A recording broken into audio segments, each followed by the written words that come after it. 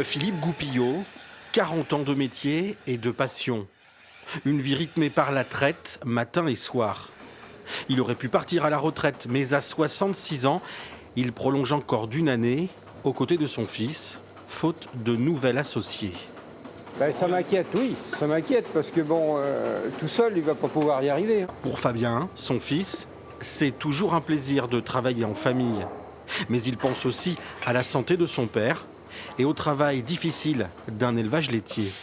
C'est aujourd'hui, à son âge, c'est bien qu'il passe le relais. Moi, ce que j'aimerais, c'est que les astreintes, le week-end, le matin, qu'ils ne soient pas obligés de se lever. La solution aujourd'hui passe donc par la recherche de 2 associés. On a plusieurs ateliers, les cultures, la mise en culture pour les animaux, les vaches, et puis la comptabilité et toutes ces choses-là. Donc gérer tout ça tout seul, c'est compliqué.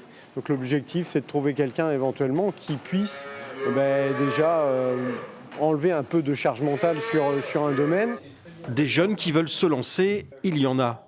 Au lycée de l'Oisellerie, près d'Angoulême, Valentin Saulnier suit actuellement un BTS agricole. Il ambitionne d'avoir sa propre exploitation. On arrive à concilier les aspects techniques, donc tout ce qui est agronomie et zootechnie, mais aussi tout ce qui est aspect gestion et comptabilité, donc ce qui nous permet aujourd'hui de gérer une exploitation, puisque un chef d'exploitation agricole, c'est un chef d'entreprise. Le jeune homme de 18 ans, qui n'est pas issu du monde agricole, se rend régulièrement dans le service installation-transmission de la Chambre d'agriculture de la Charente. Son projet, s'installer en élevage ovin. L'exploitant n'est pas fermé, ce qui est une autre activité qui arrive. C'est-à-dire qu'il y a un cheptel à plus de 250 000 € en vache limousine. Il n'y a aucune obligation de le reprendre.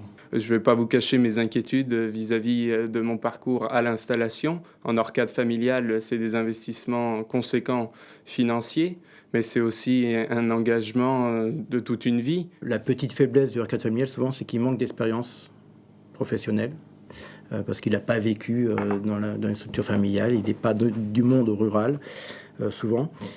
Mais sa grosse force, c'est que par contre, lui, il va aller taper à toutes les portes pour avoir tous les renseignements possibles. En Charente, 150 à 180 agriculteurs devraient partir à la retraite d'ici la fin de l'année.